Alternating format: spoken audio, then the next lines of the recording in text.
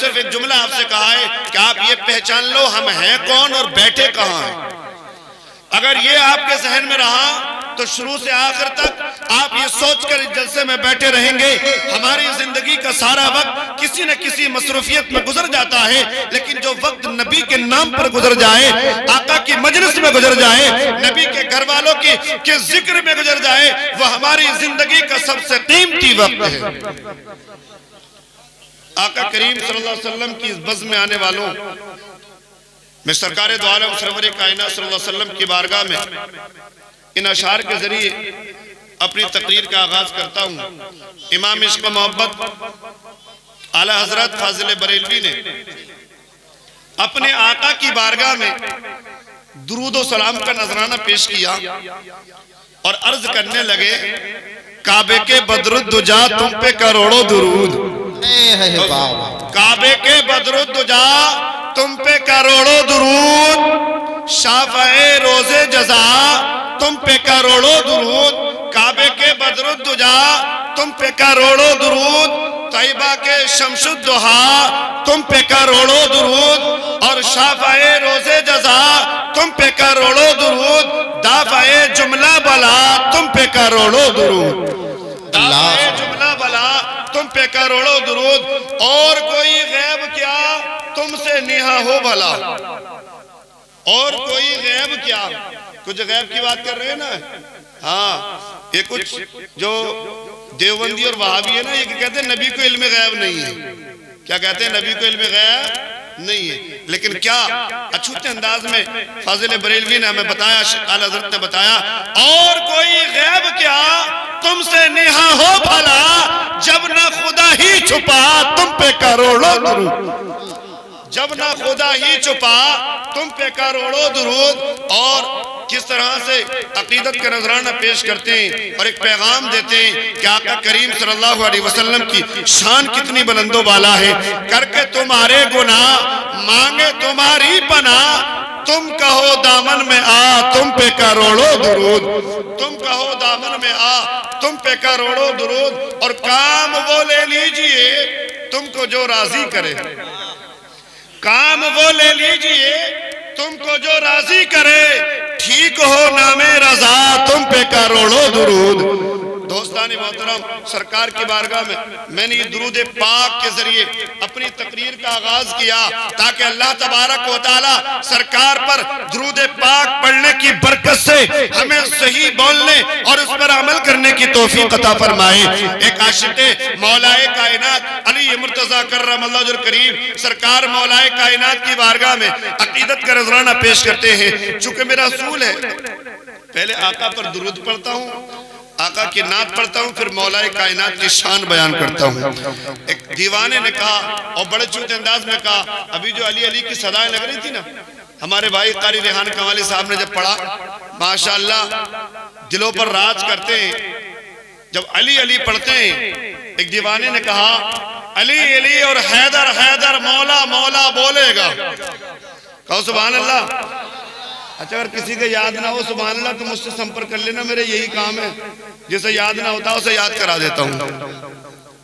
اگر کسی کو یاد نہ ہو سبحان اللہ تو مجھ سے سمپرک کر لینا. کیا کہا؟ علی علی اور حیدر حیدر مولا مولا بولے گا، عشق علی میں پاک لہو کا قطرہ قطرہ بولے گا. واہ واہ واہ واہ، زندہ باد زندہ باد. کون بولے گا؟ علی علی، جس کی رگوں میں پاک خون ہوگا. اور یہ کہہ لینے دیجئے کہ جس کی ماں نیک ہوگی اور باپ ایک ہوگا، اس کے گھر سے آئیں گے علی علی کی صدائیں، اس کے محلے سے آئیں گے علی علی کی صدائیں، اس کے کنبے سے آئیں گے علی علی کی صدائیں. اور جن کی رگوں میں پاک خون نہیں ہوگا وہ علی سے محبت نہیں کریں گے، وہ بغض علی کو اپنے دل میں رکھیں گے. اور بڑے چھوٹے انداز میں کہا دیوانے نے کہ علی علی کون کون بولے گا. اور علی علی اور علی سے محبت کرنے والوں کی پہچان کیا ہے؟ لاکھ لگے بدعت کے فتوے. کچھ لوگوں کی زبان پر کیا؟ ہر چیز کو بدعت، ہر چیز کو بدعت، یہ چیز بھی بدعت، یہ چیز بھی بدعت. ایک صاحب پوچھنے لگے کہ بھائیہ یہ بتا بدعت کسے کہیں؟ تو وہ بدعت اسے کہیں جو سرکار کے زمانے میں نہ ہوا اور اب ہو رہا ہے. تو کوئی پوچھنے والا بھی مجھوریا اس نے کہا اچھا یہ بتا تو سرکار کے زمانے میں تھا؟ بولے تو کب ہوا؟ سرکار کے زمانے میں ہوا یا بعد میں ہوا؟ بولے بھئیہ میں تو بعد میں ہوا ہوں۔ تو کہا سب سے بڑا بدعتی تو ہی ہو گیا کہ جو سرکار کے زمانے میں نہ ہوا۔ ایسے جلسے تو سرکار کے زمانے میں نہ ہوئے، بدعت ایسی مسجد ہے تو سرکار کے زمانے میں نہ تھی جیسے میں تو پڑھ رہا نماز۔ بتاؤ کہ جو کام صحابہ نے نہ کیا، اہل بیت نے نہ کیا، تم کر رہے ہو، ٹھیک ہے۔ جس مسجد میں حضرت ابوبکر صدیق خلیفہ اول یار غار ابوبکر صدیق نماز پڑھتے تھے، کیا اس مسجد میں لینٹر پڑا ہوا تھا؟ اس میں اے سی لگا ہوئی تھی؟ کیا اس میں کوئی ایسا انتظام تھا جو آج مسجدوں میں انتظام ہے؟ تو پھر بناؤ ایسی مسجدیں۔ میرے دوست، ہر چیز کو بدعت کہنے سے کام نہیں چلے گا۔ ایک دیوانے نے جواب دیا ہے، لاکھ لگے بدعت کے فتووں کی اس بستی میں، نعرہ حیدر میری قوم کا بچہ بچہ بولے گا۔ سبحان اللہ سبحان اللہ۔ نعرہ حیدر میری قوم کا بچہ بچہ بولے گا، نعرہ حیدر میری قوم کا بچہ بچہ بولے گا۔ بے شک بہت اچھا پڑھ لیں۔ اور ایک پیغام دیا ہے، پیغام دیا دیوانے نے، کہا ہوتی ہے ایمان کی دشمن بغض علی کی بیماری۔ سبحان اللہ۔ پہچان بتائیے، پہچان۔ ہوتی ہے ایمان کی دشمن بغض علی کی بیماری، جس کو یہ بیماری ہوگی الٹا سیدھا بولے گا۔ جس کو یہ بیماری ہوگی الٹا سیدھا بولے گا۔ اور ایک دیوانے نے دیوانگی کی حدیں پار کری اور زمانے والوں کو پیغام دیا، اے زمانے والوں، تم ہمیں مٹانا چاہتے ہو اور ہمیں مٹا کر ہمارے سینوں سے اس ایمان کو جس حسین نے اپنے سر کو دے کر جس ایمان کو ہمارے سینوں میں محفوظ کیا ہے، تو اس ایمان کو چھیننا چاہتا ہے۔ کہا دیوانے کو موت کے ڈر سے دھمکانے کی بھول نہ کر۔ کیا کہا؟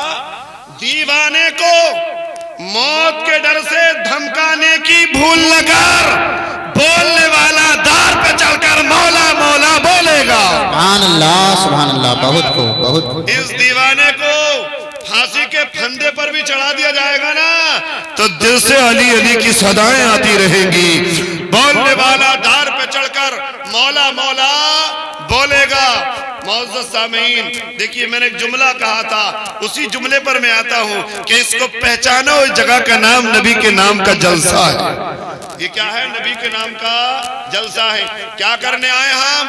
اپنی زندگی کا کچھ وقت نبی کی نعتیں پڑھنے اور سننے میں گزارے۔ جن نوجوانوں نے، جن بچوں نے محبت کے ساتھ، پیار کے ساتھ اس جلسے کو سجایا اور ایک پیغام دیا کہ ہم سنی مسلمان ہیں۔ کیا ہے؟ سنی، اور سنی بھی کیسے؟ پنجتنی۔ کیسے؟ پنجتنی سنی ہے، پنجتنی سنی۔ میرے دوست، اور یہ پیغام دیا کہ انہی محلوں میں، انہی جگہوں پر جلسہ ہوتا ہے جو پنجتنی حسینی ہوتے ہیں، پنجتنی سنی ہوتے ہیں۔ میرے دوستو، اب دیکھیے بس ایک واقعہ پڑھ رہا ہوں اور بات ختم کر رہا ہوں۔ شاعر صاحب کو بلواؤ۔ اللہ کے رسول صلی اللہ علیہ وسلم کی نعت سننے کے لیے آئے نا ہم اور آپ آئے نا، بس نبی کی نعت پڑھنے والوں اور سننے والوں، اور وہ بھی ذہن میں رکھیں جو اپنا وقت ڈی جے کی گونج پہ گزارتے ہیں، اپنی زندگی کو برباد کر رہے ہیں ڈی جے کی گونج پہ، وہ بھی سن لیں اور اس دیوانے کا حال سنیں جو نبی کی نعت پڑھتا ہے اور سنتا ہے۔ دیکھیے اس دنیا میں بڑے بڑے دیوانے آئے، بڑے بڑے مستانے آئے، جن کی ساری زندگی کسی بادشاہ کی تعریف میں نہیں گزری، کسی معشوقہ کی تعریف میں نہیں گزری۔ اگر ان کا قلم اٹھا ہے تو اپنے محبوب کی زلفوں کو بیان کیا، اپنے محبوب کی آنکھوں کو بیان کیا، اپنے محبوب کی ذات کو بیان کیا۔ ایسے بڑے دیوانے آئے، ایک دیوانے کا نام، ایک عاشق کا نام، ایک شاعر کا نام سواری سماعتوں کی دہلیز تک پہنچاتا ہوں، جن کو سارا زمانہ حضرت امام بوسیری کے نام سے جانتے ہیں۔ یہ حضرت علامہ امام شرف الدین امام بوسیری وہ نبی کا عاشق گزرا ہے جن کی ساری زندگی نبی کی نعتیں پڑھنے اور لکھنے میں گزری ہے۔ ایک وقت ایسا آیا حضرت امام بوسیری پر کہ آپ کے جسم پر فالج کا اثر ہو گیا۔ فالج کو تو جانتے ہیں سب. فالج جو لقوے کا اثر ہو گیا, آدھا جسم آپ کا بیکار ہو گیا, ہاتھ نے کام کرنا چھوڑ دیا, پیروں نے کام کرنا چھوڑ دیا, علاج شروع ہو گیا. جتنا علاج کرتے اتنا مرض بڑھتا, یہاں تک کہ 1-2 دن نہیں, 1-2 سال نہیں, 12 سال تک علاج چلتا رہا. کتنے سال تک؟ 12 سال تک علاج چلتا رہا. دیوانوں, آج اگر ہم 4 دن ٹھیک نہ ہو, 1 مہینہ ٹھیک نہ ہو, اپنے رب کی بارگاہ میں شکایتیں کرنے لگتے ہیں, اے اللہ ہم کا ٹھیک نہیں ہوں گے. میرے دوستو دیکھیے, شفا دینے والی ذات رب کی ہے, ہر حال میں اپنے رب کا شکریہ نہ ادا کیا کرو. حضرت امام بوصیری کا علاج چلتا رہا. 12 سال کے بعد طبیبوں نے کہا, ڈاکٹروں نے کہا گھر لے جائیے, بچ نہیں پائیں گے. لا علاج ہو گیا. اچھا, کسی کے گھر والوں کو ڈاکٹر یہ کہتے ہیں یہ لا علاج ہو گیا, سارے گھر کے ہوش اڑ جاتے ہیں. ارے اڑ جاتے ہیں کہ لا علاج ہو گیا. سارے گھر والوں نے رونا شروع کر دیا. نبی کا دیوانہ مسکرا رہا ہے. سبحان اللہ. گھر والوں نے کہا امام بوصیری, امام صاحب, ماں صاحب آپ کیوں مسکرا رہے ہیں؟ اچھا یہ بتاؤ آپ کیوں رو رہے ہو؟ ہم تو اس لیے رو رہے ہیں, سارے ڈاکٹروں نے لکھ دیا ہے آپ لا علاج ہو گئے, آپ نہیں بچ پائیں گے. امام شرف الدین نے کہا تھا, نبی کے دیوانے نے کہا تھا, ارے نادانو, دنیا کے سارے ڈاکٹر جب نے جواب دے دیا ہے کہ میں نہیں بچ پاؤں گا, میں اس لیے مسکرا رہا ہوں, ابھی میرے مالک, میرے خالق, میرے رب کے یہاں سے کوئی جواب نہیں آیا ہے. جب تک رب کے یہاں سے جواب نہیں آئے گا مجھے موت آنے والی نہیں. اب رات ہو گئی, سارے گھر والے سو گئے. نبی کا دیوانہ جب بستر پر گیا, مصر کی سرزمین سے مدینے کی جانب کو چہرہ کر لیا. سبحان اللہ. اور کیا کہتے ہیں جانتے ہو؟ اے نبی کے جلسے میں آنے والوں سنو, اس نبی کے دیوانے نے کہا تھا, یا رسول اللہ, یا حبیب اللہ, اے میرے آقا, اے میرے مابعو ملجا, سرکار اللہ نے آپ کو علیم بنا کر بھیجا ہے, حکیم بنا کر بھیجا ہے. آپ تو سارے حکیموں کے حکیم ہیں, سارے طبیبوں کے طبیب ہیں. یا رسول اللہ, یہ زندگی گزری ہے آپ کی نعتیں پڑھتے پڑھتے, یہ زندگی گزری ہے آپ کی نعتیں لکھتے لکھتے. اے آقا, اب میرا علاج آپ فرمائیں گے. کہاں ڈال دیا مقدمہ سرکار کے دربار میں؟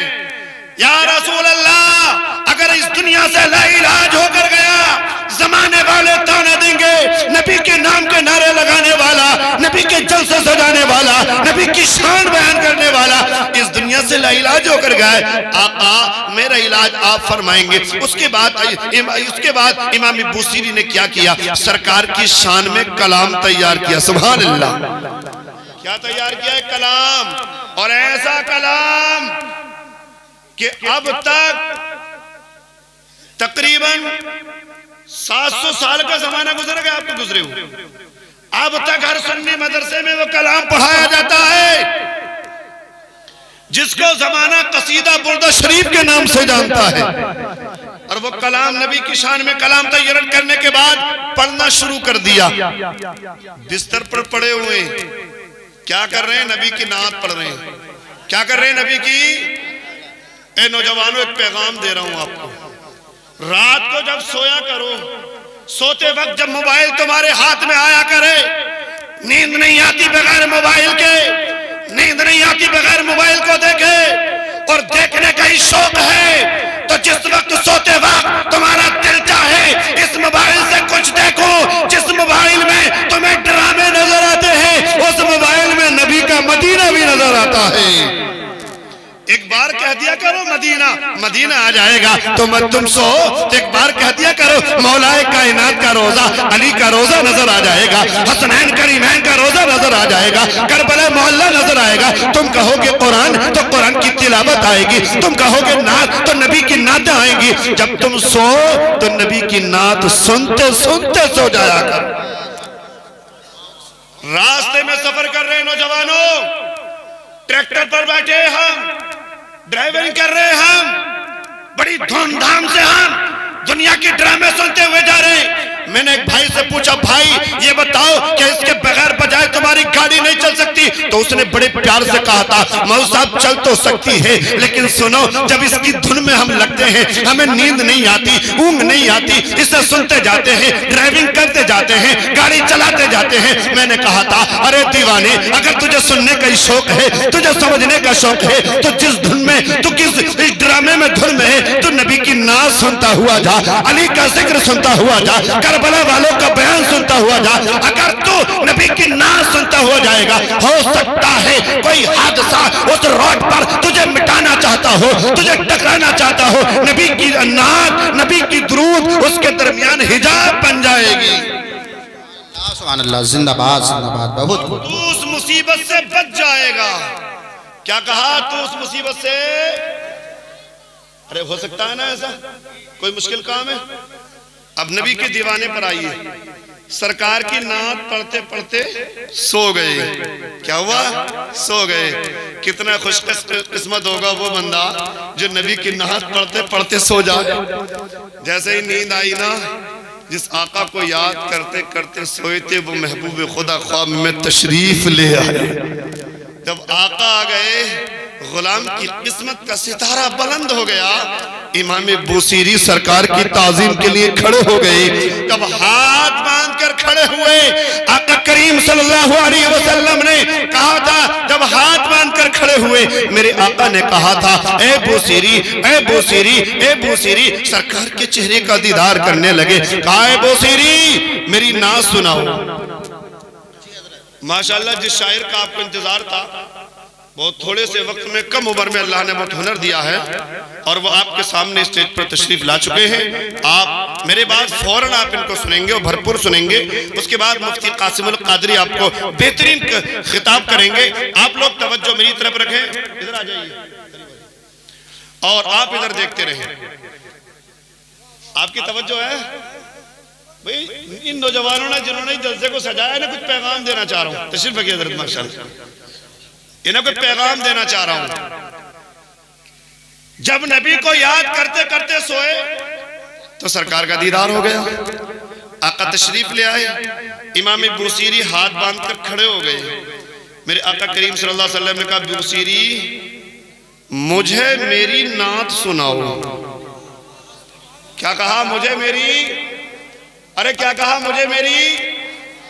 کون کہہ رہا ہے؟ سارے نبیوں کا امام، ہمارا آقا، ہمارے ماں باؤ ملجا سرکار کیا کہہ رہے؟ مجھے میری نعت سناؤ۔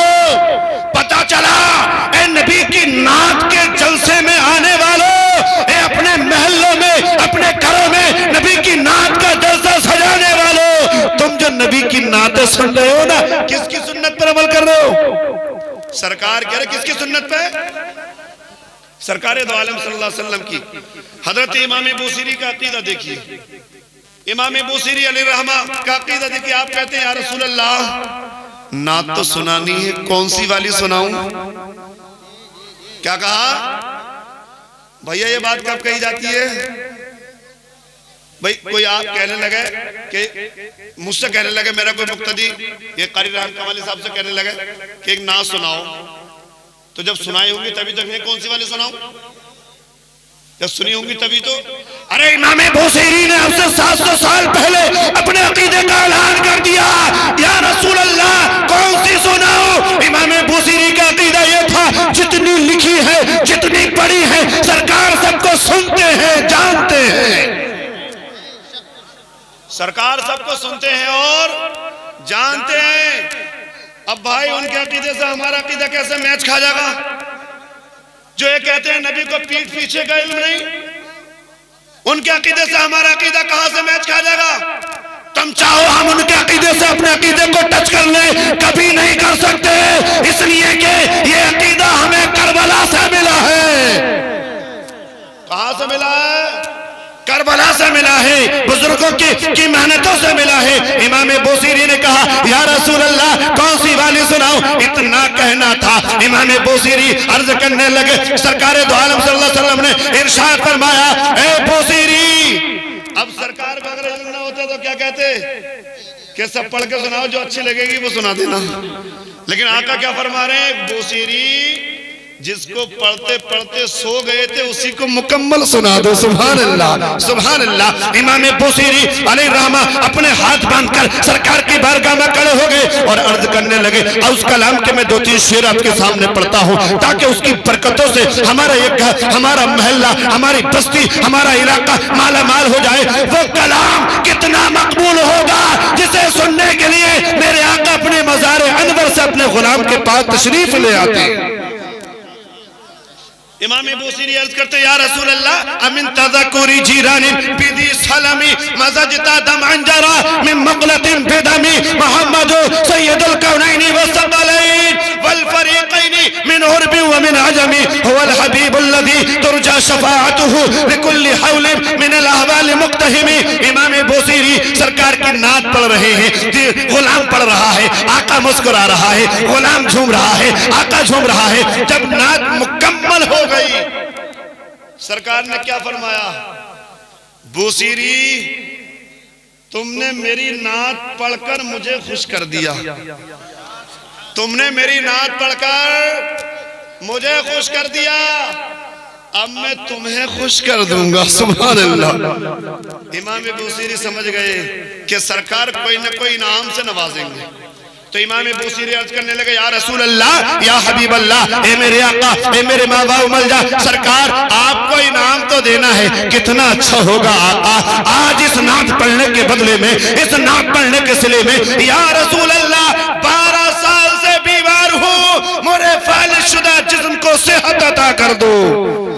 اب آقا کا انعام سنیے جس نسبت سے اس قصیدے کا نام بردہ شریف رکھا گیا، قصیدہ بردہ شریف رکھا گیا. میرے آقا ارشاد فرماتے ہیں میرے غلام آج میرا دل تو یہ چاہتا ہے تم نے میری نعت پڑھ کے میری تعریف کر کے مجھے خوش کر دیا. آج میرا دل یہ چاہتا ہے کہ میں تمہیں اس انعام کے بدلے میں اپنی یہ مزمل والی چادر عطا کر کے تمہیں خوش کر دوں.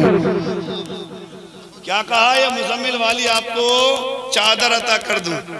اب سوال دے کہ غلام چادر لوگے یا صحت لوگے؟ ارے مسئلہ کر رہا ہو گیا نہیں؟ چادر لوگے صحت لوگے؟ عقل نے کہا 12 سال سے بیمار ہے صحت لے لے، لیکن عشق نے کہا ارے نادان صحت ملے یا نہ ملے چادر لے لے. کیونکہ عشق جو ہے وہ عقل کے اوپر کام کرتا ہے. اور تم نے دیکھا نا کسی کو جو عشق کا بھوت سوار ہو جائے نا پھر اسے پتہ نہ کہ ہو کیا رہا ہے، اب اس کی عقل کام کرنا بند کر دیتی ہے. تو عشق نے کہا ارے نادان چادر ملے یا نہ ملے، صحت ملے یا نہ ملے، نبی کی چادر لے لے. میرے آقا کی بارگاہ اب مانگنے کا ڈھنگ بھی تو ہو. کچھ کہتے ہیں مانگا تو ہم نے بھی ملا ہی نہ، وہ ملتا کہا تو سے مانگنے ہی نہ آیا. مانگنے کا طریقہ ہو. مانگنے والے نے عرض کیا یا رسول اللہ یا حبیب اللہ، اے میرے آقا، اے میرے مابا ملجا، سرکار کتنا اچھا ہوگا آقا آج آپ چادر اپنی مرضی سے دے دو، صحت میری مرضی سے دے دو. اتنا کہنا تھا. میرے آقا کریم صلی اللہ علیہ وسلم نے اپنی چادر کو اپنے نورانی ہاتھ کو جب بوسیری امام بوسیری کے فالج شدہ جسم سے پھیرا تو جسم کے جس حصے سے ہاتھ گزرتا تھا وہ حصہ صحت یاب ہو جاتا تھا. اور اس کے بعد وہ چادر آپ کو عطا کی. امام بوسیری نے چادر کو لیا اور چومنا شروع کر دیا. چادر چومنے سے بڑی پریشانی آ رہی ہے. ساری دنیا کو چومے پھر رہا تو دقت نہ آ رہی تجھے. اگر کسی نے بزرگ کی چادر چوم لی تو تیرے پیٹ میں درد اٹھ گیا، کرے سر جھکا دیا سر. اچھا بتاؤ جیسے کوئی چادر چومے گا تو سر کہیں اور رکھ کے آگا؟ ارے مجھے بتاؤ یار، جیسے کوئی اپنے والد صاحب کے پیر چومنے لگے، ارے اپنے والد صاحب کے پیر چوم سکتے ہیں نا؟ ارے چوم سکتے ہیں نا؟ تو جیسے کوئی اپنے امی کے پیر چومنے لگے تو بتاؤ سر کہاں رکھ کے جاگا؟ ہاں سر تو ساتھ ہی چلا گا. پھر کہے گا یار انہیں سر ٹیک دیا اپنے اماں کے پیروں میں جا گا. ارے بھائی سر نہیں ٹیکا ہے وہ سجدہ میں سمجھ تو یہ اپنی ماں کے پیر چومنا چاہتا ہے، اپنے بزرگ کی چادر چومنا چاہتا ہے.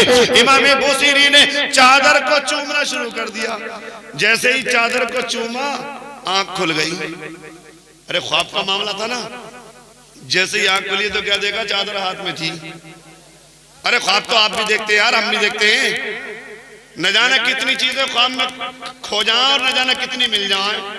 صبح کو اٹھے کبھی کبھی تو بستر پر ہاتھ مار کے بڑا سکون ملا، اللہ تو نے خیریت کر دی، بستر پہ نکلا. ارے ایسا بھی ہونا خواب میں.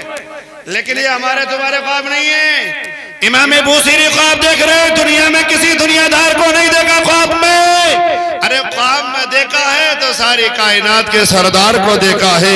بوصیری نے کہا، اے بوصیری دیکھنے لگے، کبھی پیر چلاتے، کبھی ہاتھ چلاتے، کبھی چادر دیکھتے، پھر سوچنے لگے یا اللہ مسئلہ سمجھ میں نہیں آتا، حقیقت ہے یا خواب ہے. پھر دل نے آواز دیا، بوصیری تیرے نبی کا فرمان ہے، جس نے خواب میں آقا کا دیدار کیا اس کا خواب جھوٹا نہیں ہو سکتا، اس لیے کہ آقا کی شکل میں شیطان آ نہیں سکتا.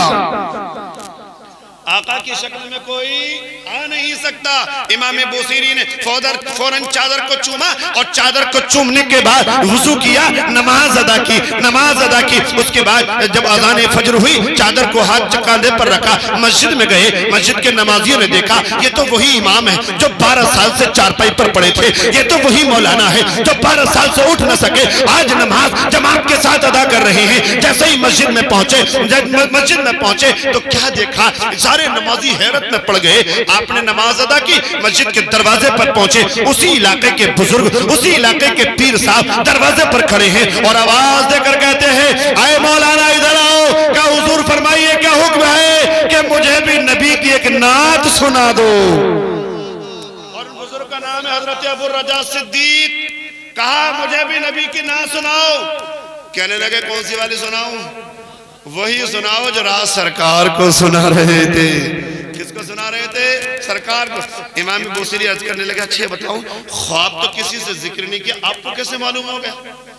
کہا امام بوصیری سنو، جہاں پر کھڑے ہو کر نبی کی نعت پڑھ رہے تھے نا، اس مجمع میں اس جگہ پر صرف سرکار ہی نہیں تھے، اس علاقے کے سارے ولی، سارے قطب، سارے ابدال سب یہاں پر موجود تھے. نبی جھوم رہے تھے، کائنات جھوم رہی تھی.